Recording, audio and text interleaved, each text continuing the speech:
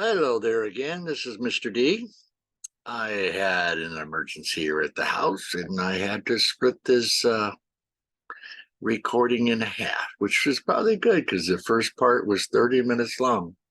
So this is part B of stage one of components. Let's see if we can share that screen again. Here we go. It looks like we got it. Okay, now we're to keyboards. A computer keyboard is a peripheral modeled after typewriter keyboard. A keyboard is designed for input of text and characters, and also to control the operation of the computer. Physically, computer keyboards are an arrangement of rectangular or near rectangular buttons or keys. The keyboard typically has characteristics engraved or printed on the keys. In most cases, each press of a key corresponds to a single written symbol.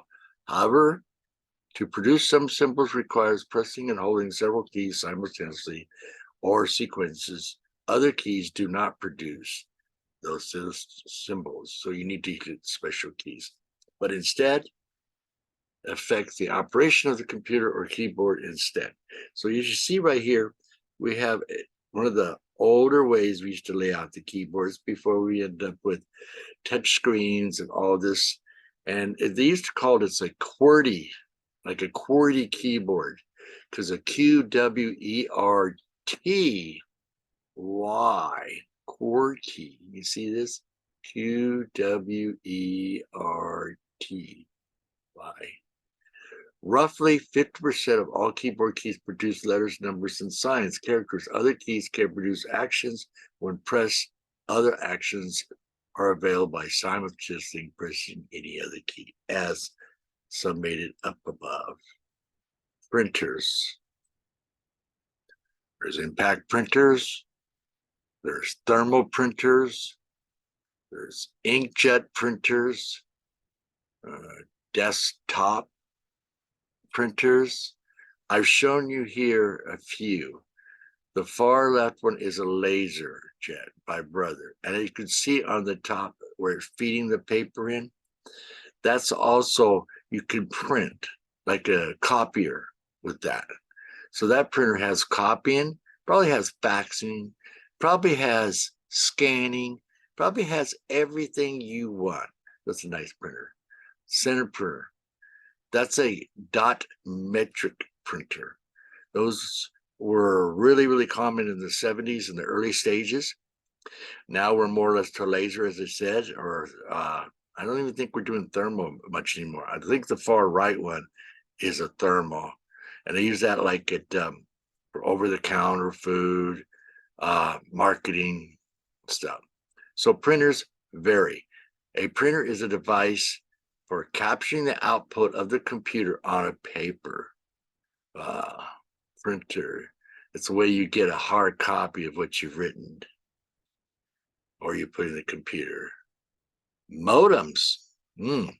Modem stands for modular demodulator, and it is a hardware device which allows computers to communicate with one another over telephone lines or some other audio channel, like the internet. A network card serves the same functions except that it connects the computer to the network, such as Ethernet, and is much, much faster than a modem. Modems are used for dial-up internet connections, and network cards are used for broadband internet connections. And as you can see, I gave you two pictures. I don't think any of you has seen it like that one on the left. Those started off with 600, 1200 couplers. That was the thing of the day back in the 70s, was to use one of these to connect to another computer or to send something to the office. It got more sophisticated. We got to what they call NIC cards, network interface cards, and you can see one right there. Very inexpensive. You plug it in, plug on the line, and you're connected to a server.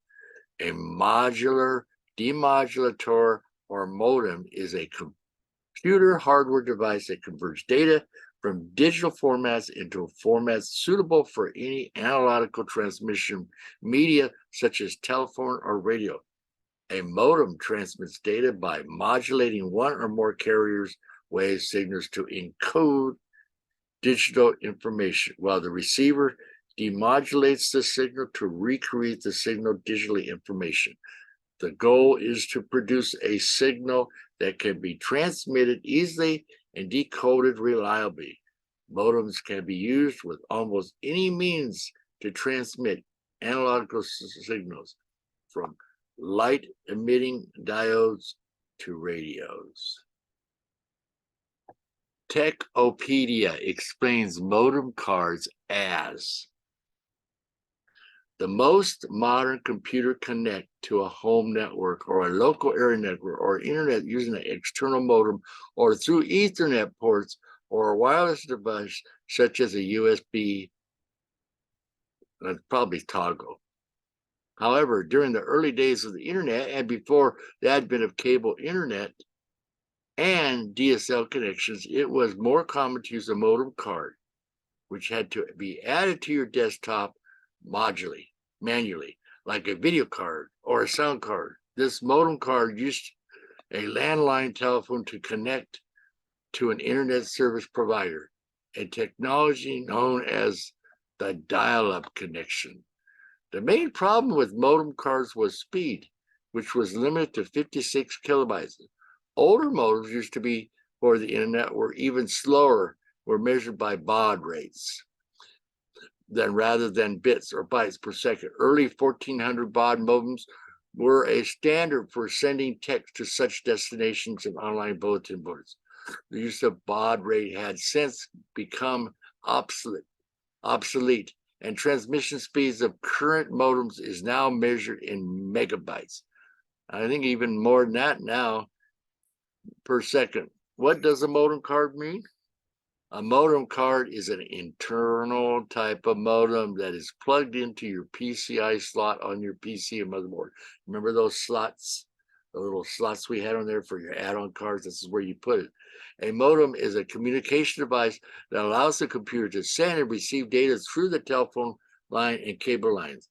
A network interface controller card. What is that? Let's see here. A network interface controller, or a NIC card, is a network interface card, a network adapter card, a LAN adapter, or physical network interface, or by similar means, is a computer hardware component. Every network interface controller has a unique interface number of 48 bits in hexadecimal called MAC address, not to be confused with Apple Macintoshes. A NIC allows the communication between these computers to connect via local area network, as well as communicate over large-scale networks through the internet protocols. It is used to connect different networks devices such as computers and services to share data over a connected network. Digital cameras. Oh, wow, this has come a long way. That's how we're doing this thing. Using a camera to record me, to put it on the computer, to put it out on the internet, to put it out to you through my website. A digital camera is a device such as a digital that captures digital pictures, stores the images in a form of a photograph.